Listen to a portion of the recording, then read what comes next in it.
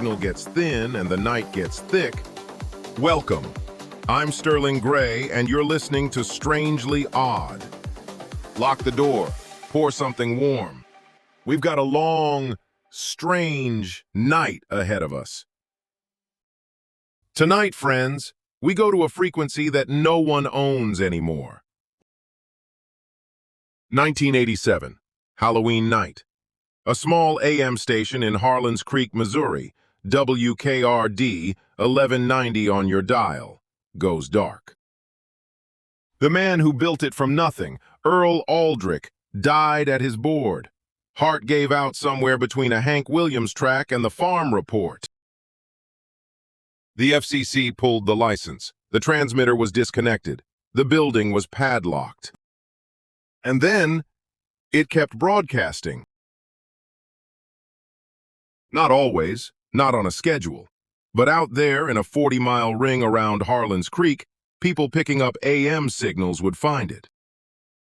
The same rotation Earl always ran, country gospel, old standards, and sometimes a voice between the songs. Low, warm, saying goodnight to a town that by 1992 was half underwater. A reservoir project swallowed the lower half of Harlins Creek. Most folks relocated. The station building still stands, condemned, boarded, padlocked, on a hill above the waterline. But the signal keeps returning.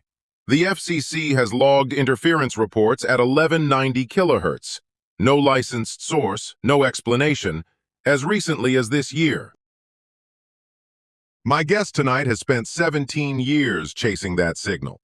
She's camped on hills above the reservoir with spectrum analyzers. She has heard the voice. Dr. Nora Callahan joins us. Signal anomaly researcher, former professor of electrical engineering, and one of the very few people who takes WKRD 1190 as a phenomenon worth understanding, rather than dismissing. We'll be right back with her after this. Keep the lights low and the radio on. Strangely Odd with Sterling Gray returns after these messages. This is Strangely Odd with Sterling Gray. It's after midnight somewhere. Truth is, it's always after midnight here. The world goes quiet, and the strange gets loud. Wherever you are tonight, friend, you are not alone out there. Stay with us. Now, if tonight's got you wanting to hear it for yourself, you're going to need a real receiver. Ozark Radio Supply. Shortwave sets, antennas, and gear for the serious listener. The kind of radio that pulls in the signals nobody's supposed to hear. New and restored. They'll set you up, whether you're chasing number stations or just the far edge of the dial. Ozark Radio Supply. Find them at ozarkradiosupply.com. Tell them Sterling sent you. From wherever the signal finds you tonight, this is Strangely Odd with Sterling Gray. Welcome back to the Strange Hours. And we're back. My guest tonight is Dr. Nora Callahan. And Nora, I want to start at the very beginning. What was WKRD? Sure. So WKRD was a family-owned AM station, 1190 kilohertz, licensed in 1959 to a man named Earl Aldrich out of Harlins Creek, Missouri.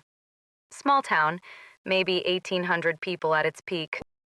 Earl ran the station essentially by himself for 28 years. Country music, gospel, local weather, farm reports. He was the morning man, the evening man, and the engineer. If the transmitter hiccuped, he fixed it. That's a devotion you don't really see anymore. No, you don't. And from what I've gathered talking to people who grew up there, Earl wasn't just running a radio station. He was the connective tissue of that community. He'd read the church bulletins, he'd play birthday dedications, he knew everybody's name. Until Halloween 1987. Until Halloween 1987. Earl died at his board, mid-broadcast, 64 years old. The medical examiner ruled it a cardiac event, natural causes. His daughter, who lived in Kansas City, came to settle the affairs. The license lapsed within a few months. She notified the FCC, and an inspector came out to verify decommission. The transmitter, a Collins S-line rig Earl had been running since the early 60s, was disconnected from the antenna feed. The building was padlocked. And within 6 weeks, Within 6 weeks, yes. People started calling the daughter, neighbors, farmers out on rural routes, saying they were picking up something on 1190. Same programming. Hank Williams, Loretta Lynn, a Bing Crosby Christmas record in December of '87. And then, weather reports. Accurate current conditions for Harlan's Creek, which, Sterling, there was no active weather station in that county. No one was generating those forecasts. weather reports for a town that's about to be half drowned. Exactly. The Reservoir Project broke ground in 1990. By '92, the lower district was gone. People had relocated, and still the signal would appear. 40-mile radius, inconsistent, but it kept coming back. So how does a former engineering professor end up in a field above a flooded Missouri town with a spectrum analyzer? Ha! A former student found a post on an old shortwave hobbyist forum, 2007, where someone described picking up the signal on a road trip. I thought it was a pirate radio situation. Somebody running a tribute broadcast, maybe. I figured I'd go out, find the transmitter, close the book. So I drove out to Harlan's Creek in the spring of 2009 with a calibrated spectrum analyzer and a directional antenna. Set up on a hilltop above the reservoir. And I sat there for 5 nights. And? Nothing. Not a whisper on 1190. I packed up, drove home, thoroughly annoyed with myself for wasting a week of spring semester. And then, 40 miles east of Harlan's Creek, on the highway, my car radio picked it up. Clear signal, George Jones. Then a moment of silence, and then a voice. Older man, unhurried, warm, like someone who had been doing this for decades and was completely at peace with it. What did it say? It said, "Good night, Harlan's Creek. Drive safe, stay warm, and we'll see you tomorrow." And then the signal dropped. Just gone. How do you know those were Earl's words, his actual sign-off? A woman who grew up in Harlan's Creek had made cassette recordings of the radio. She'd tape it to fall asleep to, starting in about 1973. I tracked down those tapes through her grandson. Earl signed off identically, every single night. Same phrase, same cadence. I'd captured that 2009 transmission on a field recorder I happened to have on the seat next to me. Pure luck. I sent both recordings to a voice analysis laboratory.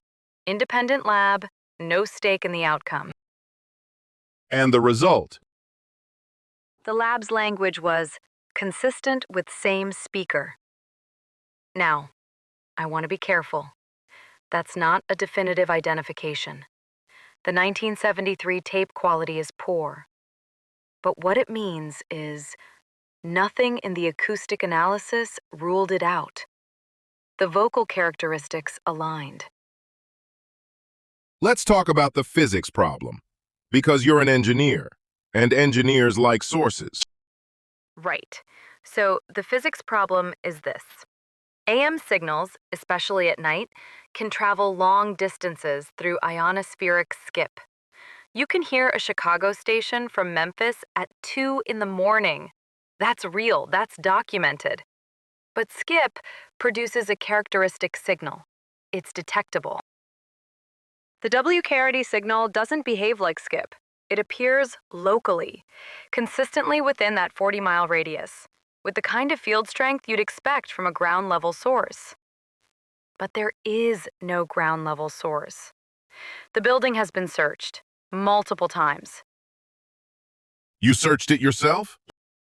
I've been Wow. inside the building 3 times. The Collins rig is still there, still disconnected, rusted, non-functional. In 2014, we ran ground-penetrating radar around the perimeter looking for buried antenna infrastructure. Nothing. No hidden transmitter, no power source. Nothing. And there's an FCC record that bothers me even more than any of that. In 2004, I found this through a Freedom of Information request.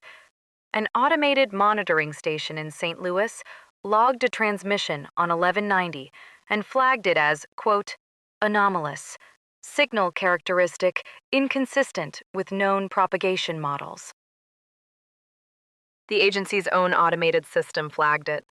The follow-up was a form letter saying no licensed source was active. Case closed. But someone at that monitoring station knew enough to code it as anomalous. They knew the signal was wrong.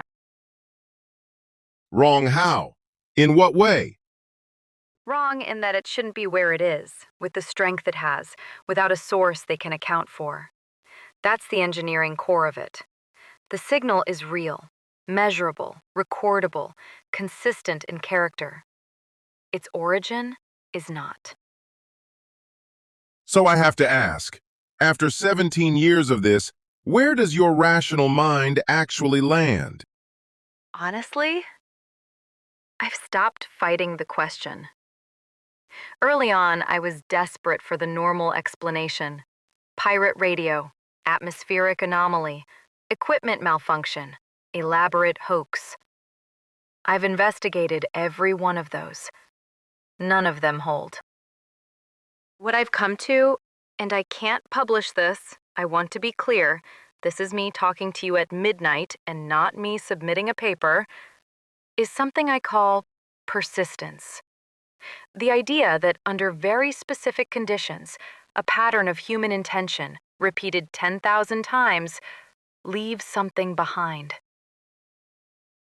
Not a ghost in the movie sense, more like a groove in the air. Earl sat in that room and transmitted the same love, the same care, the same words to the same people for 28 years. And I think that groove is still playing. A groove in the air. I know how that sounds. I know exactly how it sounds. Have you tried to share any of this with the scientific community, formally? I've submitted proposals twice, once to a parapsychology journal, once to an engineering anomalies publication. The first came back with a form rejection. The second, the engineering one, actually got a read. The reviewer's comment was, and I'm going from memory, interesting anomalous data, but the interpretive framework is outside our scope. Which, honestly, fair.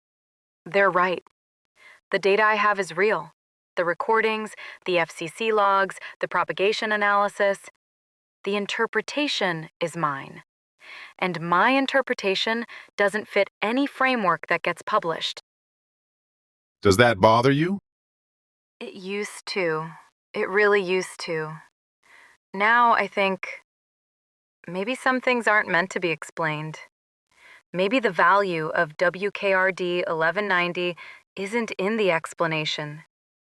Maybe it's in the fact that people still drive 40 miles out of their way to sit on a hill and listen for it. You said something new happened this past March. Yes, I was back out there, March of this year, and I picked up the sign-off again, same as always.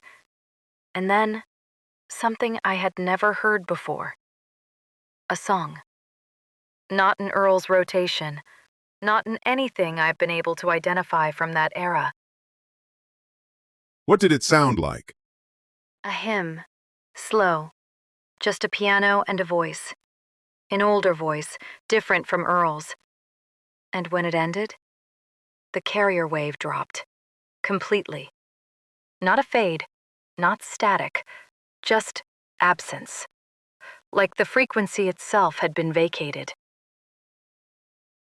I have to ask you something, and I want you to take it seriously. Do you think it knows when someone is listening? I think about that more than I probably should. Here's the thing I keep coming back to. The signal almost always shows up when someone is leaving.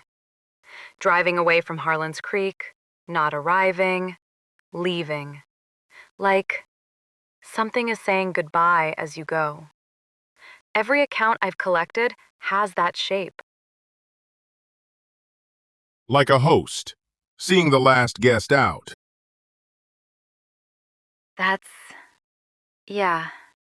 That's exactly the image I couldn't find the words for.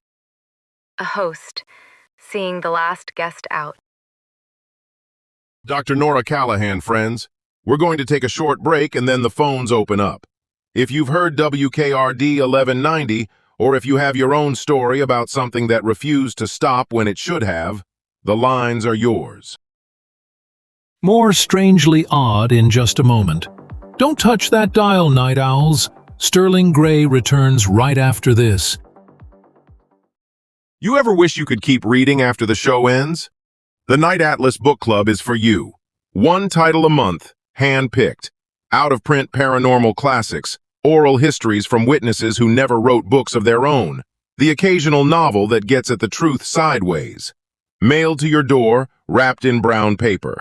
This month, we're reading a memoir by a Forest Service tower watcher who spent 12 summers in the Cascades. Saw some things. Wrote them down. Most of them anyway. Night Atlas Book Club. Find us at nightatlas.club.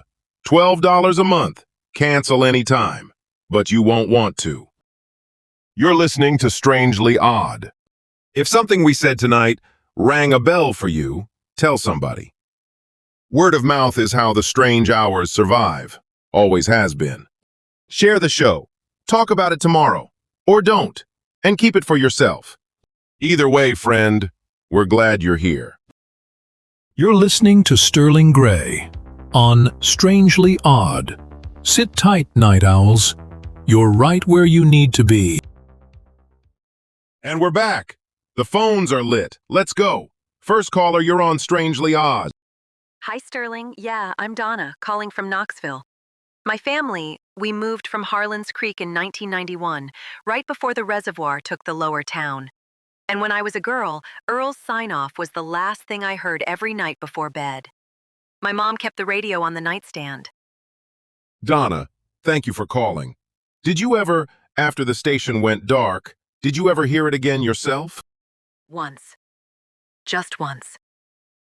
1995.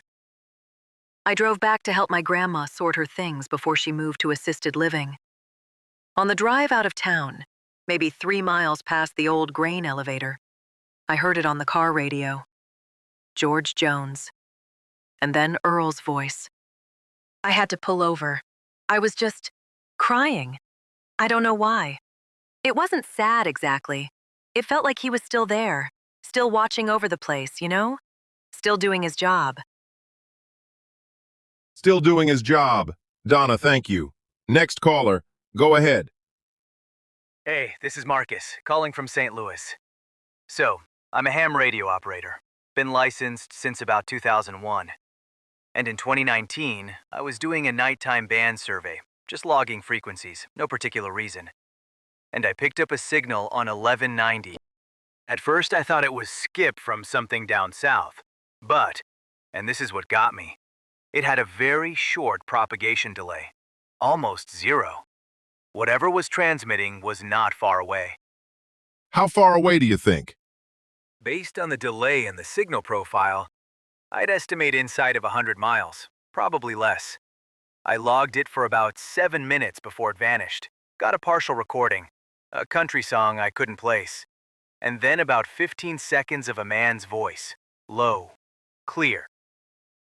Sterling, I'd very much like to get that recording from Marcus if he'd be willing to share it. Marcus, you heard that. Get us your contact info through the website. That could be genuinely important. Next caller, you're on. Yeah, Sterling. Glenn.